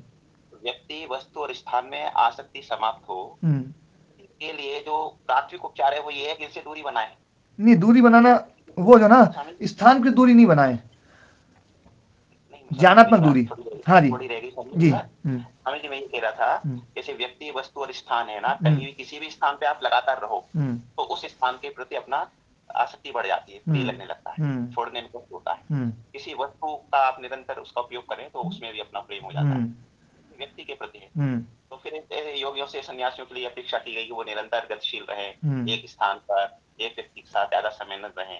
तो अपन निरंतर कहीं भी रहते हैं, इस आसक्ति को कम करवाने में मुश्किल आती है स्वामी जी, और तादात्म्य को तोड़ने में परेशानी आती है। तो ये होती है। अब जो स्थिति आप बता रहे हैं वो परमहंस वाली स्थिति है। जैसे वो ज्ञान प्राप्त हो जाए ना, तो पत्नी के साथ, बच्चे के साथ रहते हुए, एक स्थान पे रहते हुए भी अपना जब आत्म तत्व से तादात्म्य स्थापित हो जाता है या भगवान से अपन जुड़ जाते हैं, तो ये चीजें होती हैं। तो ये तो अपर स्टेज की चीजें। प्राइमरी स्टेज पे आसक्ति कम करने के जो उपाय बताए जाते हैं या तादात्म्य तोड़ने के उपाय बताए जाते हैं, उसमें वह व्यक्ति, वह वस्तु, वह स्थान जो ये समस्या क्रिएट कर रहा है, उससे डिस्टेंस मेंटेन करने का प्राथमिक उपचार होता है स्वामी जी। बिल्कुल ठीक। तो ये जो ना डिस्टेंस जो ना, इसको मैं स्थानकृत या वस्तुकृत की अपेक्षा ज्ञानकृत वाला जो है ना डिस्टेंस वो ज्यादा अच्छा है। क्योंकि स्थानकृत जो डिस्टेंस है या वस्तुकृत डिस्टेंस आपने बनाया, वस्तुकृत दूरी बनाई, तो आपको हर वस्तु से दूर जाना पड़ेगा, क्योंकि जिस वस्तु के आप पास रहेंगे उस वस्तु के सामने भी अटैचमेंट हो जाएगा। तो वस्तुकृत दूरी की अपेक्षा ज्ञानकृत दूरी जो ना वो ज्यादा ना श्रेष्ठ बताई गई है। लेकिन ज्ञानकृत दूरी जब तक नहीं होती है तब तक वो वस्तुकृत दूरी या स्थानकृत दूरी भी थोड़ी सी सहायक होती है, वो कुछ सहायक है। लेकिन अभी आपके कर्तव्य कर्म भी शेष हैं, तो उन कर्तव्य कर्मों को करना है, पर ये बिल्कुल पक्का मानते हुए कर लेना कि ये मेरी तो बिल्कुल नहीं है। पत्नी के सामने आप वो भाव रखते हुए कि ये मेरी तो बिल्कुल नहीं है, हाँ इसका काम तो करना है मुझे, पर ये मेरी तो बिल्कुल नहीं है। वो भाव नहीं, मेरी तो वो है जो मेरे हिसाब से चले। ये तो ठीक है स्वामी जी, शरीर भी नहीं है, पत्नी भी नहीं है, लेकिन जो कर्तव्य कर्म भी शरीर के माध्यम से हो रहा है, तो शरीर के लिए तो कार्य कर रहा है। हाँ, शरीर के लिए काम करेगा। शरीर जो है वो अपने शरीर के लिए, स्वयं के लिए काम करता ही है, वो उसका कर्तव्य है उसको सुरक्षित रखना। पर सुरक्षित नहीं रहा, आपने प्रयास किया, सुरक्षित नहीं रहा, तो दुख नहीं होना चाहिए। वो स्वामी जी वो स्थिति तो आएगी, लेकिन वो मैंने कहा ना अपर स्टेज वाली बात है ना, सुख में सुखी न होना, दुख में दुखी न होना। तो ये जब तक आत्म तत्व से तादात्म्य स्थापित न हो, या परमात्मा से न हो, या जिससे भी कहीं ना कहीं मुझे ये लगता है ना, दूसरी जगह तादात्म्य जब स्थापित हो जाता है तब ये तादात्म्य टूटता है। जैसे मुझे प्रैक्टिकल लगता है, लोगों की पत्नियां शांत हो जाती हैं स्वामी जी, बड़े दुखी रहते हैं, और फिर उनका जैसे पुनर्विवाह हुआ तो पिछली जो उनकी यादें हैं वो धूमिल हो जाती हैं और फिर से संसार में प्रवृत्त हो जाते हैं। तो ऐसे ही जो हमारा अभी तादात्म्य संसार से हो रखा है या परिवार से हो रखा है, वो तादात्म्य कहीं आत्म तत्व से या परमात्मा तत्व से जुड़ जाए तो ये तादात्म्य अपने आप टूट जाएगा, कमजोर हो जाएगा, ऐसा लगता है। हाँ, तादात्म्य को तोड़ने के लिए किसी और के सामने तादात्म्य बनाने की जरूरत नहीं है, मैं ये मानता हूँ। जैसे एक पत्नी है, उस पत्नी के वियोग को दूर करने के लिए दूसरी को पत्नी बना लिया, तो उससे सुख बढ़ेगा नहीं और दुख घटेगा नहीं और बढ़ेगा, क्योंकि वहां पर भी वही समस्या आएगी। फिर तीसरी को, फिर तीसरी से चौथी को, और चौथी से पांचवी को, और अब तक जो है ना, अब तक अपन ने यही तो किया है दुनिया में, और क्या किया है। मतलब ये अलग तरह का उदाहरण देके मैंने समझाया, ऐसे मेरी भ्रमण की प्रवृत्ति है, मान के चलिए मैं घूमने वाला व्यक्ति हूँ, तो मैं भ्रमण रुक नहीं रहा है मुझसे, तो मैं तीर्थ स्थलों का भ्रमण करने लगूं। आंख का कार्य देखना है, वो तो देखेगी, तो देखना है तो मैं मूर्तियों को देखने लगूं, संतों के दर्शन करने लगूं, है ना, आश्रमों में जाने लगूं। तो ये मैं इस पक्ष को, है ना, इस पक्ष को कमजोर मानता हूँ देवी। जैसे है ना, कई लोग जैसे जन्मदिन मनाते हैं, मैं उनको कहता हूँ जन्मदिन मत मनाओ, तो उन्होंने क्या किया, तरीका अपनाया, बोले जन्मदिन मनाएंगे पर ना जो ना अच्छे से, मतलब बढ़िया तरीके से मनाएंगे, पेड़ लगा करके मनाएंगे, यज्ञ करके मनाएंगे, है ना। तो बोले महाराज जी को दही बड़े खिलाएंगे। यहाँ कक्षा में बैठे हुए ऐसे लोग जो ना जन्मदिन पर जो है उन्होंने कहा था, तो मैंने कहा क्या दही बड़े पहले ही बनाना चाहे तो मेरा जीवन को पहले ही आखिरी बन गो। पहले ही आखिरी बन गया इनका। तो मैंने बनाया ही नहीं, वो दही बड़े कहीं और ही बंटवाए। तो मैंने एक बात मैं बोलता हूँ इसमें, यदि तुम जन्मदिन ना जो है पेड़ लगा करके मनाओगे या यज्ञ करके मनाओगे, तो तुम जन्मदिन तो मना रहे हो, और जन्मदिन मना रहे हो तो ये जरूरी नहीं है कि जिस तरीके से तुम मना रहे हो वो ही तरीका चलता रहे। हाँ, जन्मदिन तो तुमने मनाना शुरू करवा दिया है, पर ये जन्मदिन मनाने की जो परंपरा जहां की है ये जाएगी वहीं। तुमने जन्मदिन मनाना शुरू कर दिया, तुम्हें देख करके दूसरे लोग भी जन्मदिन मनाएंगे, और वो जन्मदिन मनाएंगे, वो पेड़ लगाएंगे मतलब नहीं है उनका, क्योंकि उन्होंने जन्मदिन मनवाना सीखा है, पेड़ लगाना थोड़ी सीखा है।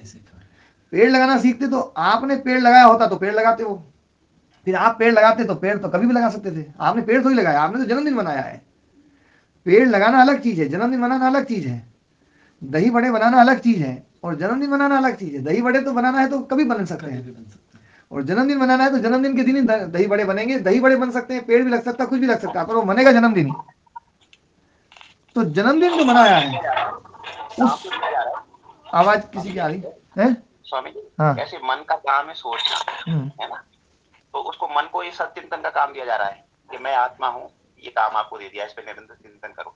ये शरीर नश्वर है, इस पे चिंतन करो, है ना, जड़ है, सब कुछ इस पे चिंतन करो। तो मन को एक काम मिल गया ना, मैं उस काम की कह रहा हूँ, मन को कह दिया कि ओम का निरंतर जप करो। तो जो मन दूसरी दिशाओं में लगा था, दूसरी जगह तादात्म्य बना था, उसको ओम के साथ तादात्म्य बनाने के लिए कर रहे हैं अष्टांग योग के माध्यम से। आप ओम से अपने आप को कनेक्ट करिए, ओम का निरंतर जप करिए, या किसी चिंतन से तादात्म्य बनाने के लिए कह रहे हैं आप, निरंतर इस बात का चिंतन करिए कि आप आत्म तत्व हैं, ये शरीर जड़ है या ये आप नहीं है। तो जो काम हो स्वामी जी वो काम करेगा, काम दूसरा दिया जा सकता है, मुझे ये लगता है। मैं यही कहता हूँ कि दूसरा काम दिया जाता है ना, ये केवल एक प्रारंभिक अवस्था है, पर आपको स्थान मतलब जो ना जो स्थायी समाधान है वो यही है कि उसको आपको वृत्ति को रोकना ही पड़ेगा। जैसे अपन कहते हैं ना कि ये वृत्ति गलत दिशा में जाए तो उसको सही करने के लिए परमात्मा में डाल दो, पर योग दर्शन तो ये कहता है भैया वृत्ति को रोको, तुम तो वृत्ति रोको। लेकिन प्रारंभिक उपाय स्वामी जी ओम का निरंतर जप है। हाँ कुछ हो सकता है, पर कुछ हो सकता है, पर आप ना उसको ये समझ लेना कि ये भी छोड़ना पड़ेगा। हाँ ये छोड़ना ही पड़ेगा आपको, जो है ना स्थान परिवर्तन या ये जो है ना इनसे दूरी बनाना, ये स्थायी समाधान नहीं है। स्थायी समाधान तो ज्ञानात्मक दूरी बन जाए, ज्ञानात्मक दूरी बन जाए, वो ही दूरी वास्तव में दूरी है। और फिर आप, हमारे गुरुजी कहते थे कि व्यक्ति को 50 साल के बाद घर छोड़ देना चाहिए, फिर भले घर में रहे। वो बाद में जो वाक्य बोलते थे ना, वो बड़ी गजब की बात बोल देते थे। बोले स्वामी जी व्यवहारिक कठिनाइयां हैं, मैं आपको बता रहा हूँ कि योग साधन के लिए से हल्का भोजन करे व्यक्ति, है ना, प्राणायाम के लिए। और जो धर्म पत्नी है वो ये कहती है मैं इतना अच्छा अच्छा खा रही हूँ और आप खा नहीं रहे हो, मुझे बड़ा दुख होता है। और फिर वो स्वामी जी से आदेशित करवा देगी, आपके पास ले जाएगी और कहेगी स्वामी जी इनसे इनको आदेश दो कि ये भोजन करना शुरू करें। तो कई करने बच्चे हैं, तो बच्चे कहते हैं पापा आप एक कपड़े में रह रहे हैं, मुझे बहुत दुख होता है, इतनी सर्दी पड़ रही है, आप ऐसे नहीं करो प्लीज पापा। तो ये बड़ी प्रैक्टिकल समस्या रहती है स्वामी जी।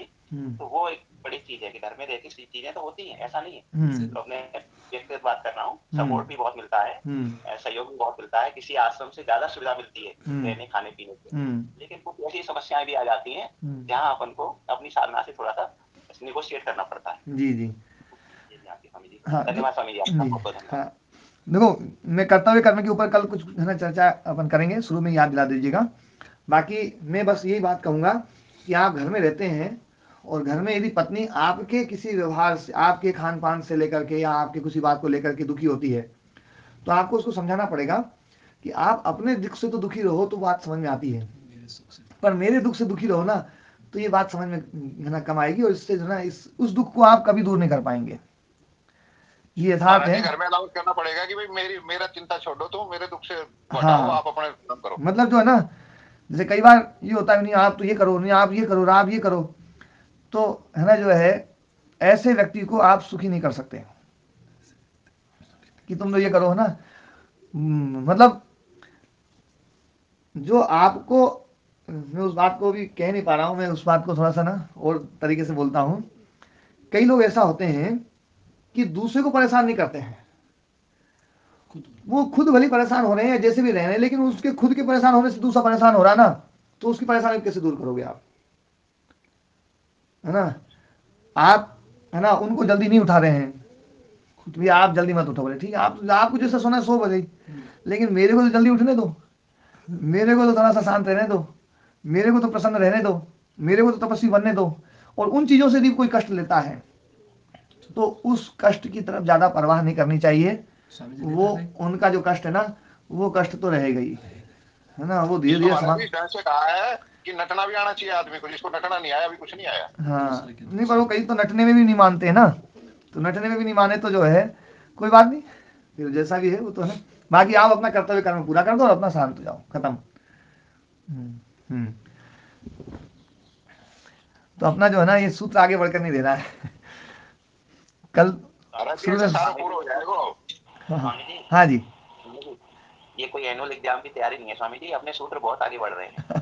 नहीं बात तो सही है। तो पहले एक एक प्रश्न है कुछ उठा, उनको प्रश्न ले लेते हैं। कल शुरू में आधा घंटा तो पहले सूत्र पढ़ेंगे, उसके बाद में फिर चर्चाएं करेंगे। हाँ जी जी जगत जी। हाँ विजय जी। हाँ जी देवदत्त जी। हाँ जी ओम जी। मैं तो ये कहूँ था कि लोग बाग थोड़ा सा बुद्धिमानी प्रश्न ही पूछे, बुद्धिमानी वाले तो अच्छा है। बाकी सारी डिस्कशन एक प्रसंग में या एक दो व्यक्तियों के प्रसंगों में चली जाती है ना, तो ये भी नहीं। देवदत्त जी क्या है इसमें ना, इसमें एक बात है, इसमें एक बात ये है कि एक तो जिस प्रश्न को मैं है ना चलने दे रहा हूँ, इसका मतलब है कि वो प्रश्न जो है ना कहीं व्यावहारिक प्रश्न है वो, और वो जो व्यावहारिक प्रश्न है वो सबके साथ में घटती हैं चीजें। ये जो बात थी ना, एक मतलब एक व्यावहारिक बात है, ठीक है, उनके जीवन की बात है। मैं उस चीज को लेकर के उनको उत्तर नहीं दे रहा हूँ, उनको उत्तर देना होता तो मैं अलग से फोन करके उनको उत्तर दे देता। लेकिन मेरे लिए समस्या ये है, मेरे लिए चैलेंज है कि ये जो ज्ञान है, ये जो ज्ञान है, ये ज्ञान बिल्कुल सही है, और ये प्रदीप जी जैसे व्यक्ति में, देवदत्त जी जैसे व्यक्ति में, राम कुमार जी जैसे व्यक्ति में या और दूसरे व्यक्ति में नहीं उतर रहा है, तो क्या इस ज्ञान में कमी है या कोई कारण है तो उस कारण को समझना चाहिए। और वो इस बात के लिए मैं उनसे सुनता भी हूँ, इस बात को जो ना वो करता हूँ, उसको समझाने का प्रयास करता हूँ। यदि है ना इस ज्ञान को गृहस्थ जीवन में रहते हुए यदि उतार सकते हैं तो ये ज्ञान समाज के लिए लाभदायक है, नहीं तो इसको फेंक देना चाहिए।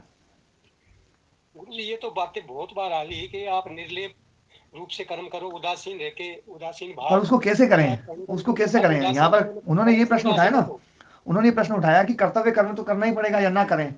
तो वो तो मैंने कहा कर्तव्य कर्म करो, तो कर्तव्य कर्म करो। फिर बोले कर्तव्य कर्म के साथ में ये कैसे करें? उन्होंने जो प्रश्न उठाया ना, जब भीड़ में अकेले महसूस करेंगे तो घर में भी महसूस कर सकते हैं ना। ये क्वालिटी, ये भाव होना चाहिए, तब होगा। अब आप घर छोड़ दोगे और घर वाले बर्बाद हो जाएंगे तो उससे आपकी कोई सिद्धियां होने वाली नहीं। वही बात ये बोल रहे हैं, जो आपने बताया यही बात वो भी बोल रहे हैं, यही बात बोल रहे हैं जो आप बोल रहे हैं ना, वो यही बात बोल रहे थे वो। लेकिन वो ये भी बोल रहे हैं कि घर में रहते हुए हम इस दिशा में कैसे आगे बढ़ें, आत्मभाव में कैसे जिएं, हम जो है ना तादात्म्य भाव को कैसे समाप्त करें। और तादात्म्य भाव समाप्त होता है तो कहीं ना कहीं कर्तव्य भाव जो ना वो समाप्त होता है। तो कर्तव्य और तादात्म्य का बैलेंसिंग कैसे बनेगी, बस ये भाव उन्होंने, ये उनका मूल प्रश्न तो यही था। और बाकी तो चीजें जो है ना वो समझाने के लिए थी इस प्रश्न को।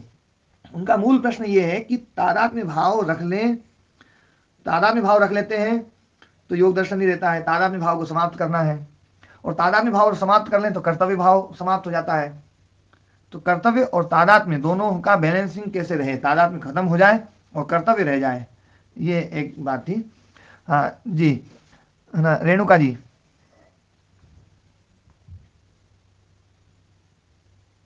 हाँ जी रेणुका जी, आपने माइक नहीं खोला है। हाँ जी। ओम प्रणाम स्वामी जी। हाँ प्रणाम जी। स्वामी जी एक ये थोड़ा सा मेरा दूसरा अंदर वो था कि जैसे परिवार के सदस्य हैं उनसे तो अपना संबंध जुड़ा हुआ है, उनके प्रति तो अपने को कर्तव्य करना ही है। जैसे इनके अलावा भी अपन लोगों से जैसे कोई बाहर के लोग जुड़ जाते हैं, उनसे अपनापन हो जाता है, उनसे लगाव हो जाता है जैसे हमें। और वो मान लीजिए कोई बच्चा ही समझिए, अगर वो मान लीजिए गलत रास्ते पर जा रहा है या कोई गलत काम कर रहा है तो हम उसको समझाएंगे, बहुत हद तक समझाएंगे। वो नहीं मानता है तो फिर उसका क्या करना चाहिए? मतलब जैसे अपने परिवार को छोड़ के किसी और से भी जैसे 10-15-20 लोग हमसे और लोग जुड़ जाते हैं बाहर के, उनसे अपना लगाव आपसे परिचित हो जाते हैं, तो क्या उसको बीच में उसको छोड़ देना चाहिए या उसके पीछे प्रयास करते रहना चाहिए? जितना अपना कर्तव्य है, यदि हमने अपना कर्तव्य पूरा कर दिया है तो उसके बाद में वो कहीं भी जाएगा आपको दुख नहीं होगा। यदि कर्तव्य कर्म कम किया है तो दुख होगा, और यदि अपना तो भाव है तो दुख होगा। जैसे मैं उदाहरण देता हूं, पहले भी उदाहरण दिया था मैंने कि कोई व्यक्ति है ना, अंधा व्यक्ति जा रहा है, सामने रास्ते में एक बहुत भयंकर बड़ा गड्ढा है, एक मिनट, हाँ, और वो गड्ढा है ना, तो आपने है ना जो ना आपने देखा कि इस व्यक्ति को दिखाई नहीं दे रहा है, इसको पता नहीं आगे गड्ढा है। अब वो जा रहा है, आपने कुछ बोला नहीं, आपने बताया नहीं, और वो व्यक्ति गिर गया, गिर करके मर गया, तो जीवन भर आपको दुख रहेगा, है ना। अच्छा, इसको दूसरे ढंग से समझें कि वो जा रहा था, आपने मना किया, है ना, पहले तो मना ही नहीं किया, दूसरी स्थिति में आपने मना कर दिया, एक बार मना किया फिर वो गिर गया, तो आपको दुख पहले वाली स्थिति से कम होगा, लेकिन फिर भी होगा कि यार और भी मना करना चाहिए था मुझे। लेकिन आपने मान लीजिए तीसरी स्थिति में आपने खूब मना किया, और खूब मना किया, आपने कहा बोले भैया बिल्कुल गड्ढा, आप गिर के मर सकते हो, बहुत बड़ा भयंकर गड्ढा है, उसमें पत्थर भी पड़े हुए हैं। और वो व्यक्ति जो ना आपकी बात बोले नहीं बिल्कुल जो ना झूठ बोल रहे, तुम ये कर रहे हो वो कर रहे हो ना, और आपने मतलब अपनी तरफ से पूरा कर्तव्य जो था वो पूरा कर दिया, फिर वो गिरता है तो आपको दुख नहीं होगा। चौथी स्थिति भी अभी चौथी स्थिति भी है कि आपने अपना कर्तव्य कर्म पूरा किया, लेकिन वो गिरने वाला कोई आपका अपना था तो भी दुख होगा, चाहे कितना ही कर्तव्य कर्म कर लो। वही नहीं, मेरा तो अपना वाला नहीं है, मतलब अपने जो संबंध से जुड़े से अलग जो लोग जुड़े हैं अपन लोगों से, हाँ। अपना वाला तो वो अपना ही हो जाएगा ना स्वामी जी। हाँ, वो अपना, उसके साथ तादाद में जिसके साथ हो जाता है वो अपना हो जाता है। अपना ये नहीं है कि जो अपने से निकला, अपने से ही पैदा हुआ वो ही अपना है, ऐसा नहीं है। हाँ। तादाद में जिसके साथ बन गया वो अपना, मतलब कर्तव्य करते रहे, मतलब उसके प्रति कर्तव्य उसको जागरूक करते रहे, और उससे ना लगाव रखे और ना फिर दुखी हो बात। हाँ, ना राग रखे ना द्वेष रखे जी, है ना। धन्यवाद जी जी। हाँ जी, मदन मोहन जी। प्रणाम महाराज जी। हाँ प्रणाम महाराज जी। मेरा प्रश्न ऐसा था कि ये कर्माशय के फल से ही सारा ब्रह्मांड बना है जी। और ये जो कर्माशय है वो मनुष्यों के द्वारा है जो कर्म करने में स्वतंत्र है। तो महाराज जी इतना अनंत जो ये ब्रह्मांड है तो ये केवल पृथ्वी के मनुष्यों से तो हुआ नहीं होगा, इसका मतलब और भी जगह जीवन है। और भी जगह जीवन है, पक्का है। तो ये पक्का है महाराज जी? हाँ ये पक्का है। अच्छा हाँ, बस यही कंफर्म करना जी। अच्छा, दूसरा ये था कि धर्म के बारे में चर्चा करने वाले थे महाराज जी, तो कल धर्म के बारे में शुरू में ले लेंगे। हाँ वो धर्म जो ना अदृष्ट के बारे में, धर्म अदृष्ट है ना, तो कल याद दिलाना, शुरू में याद दिला देना ना। हाँ जी जी कल शुरू में धर्म एक साथ हो जाए। प्रणाम जी, ओम प्रणाम जी। हाँ जी जी, संतोष मुनि जी। जी स्वामी जी बहुत धन्यवाद आपके लिए। समझ लीजिए बिल्कुल तत्व ज्ञान स्पष्ट करा दिया। जी ठीक है स्वामी।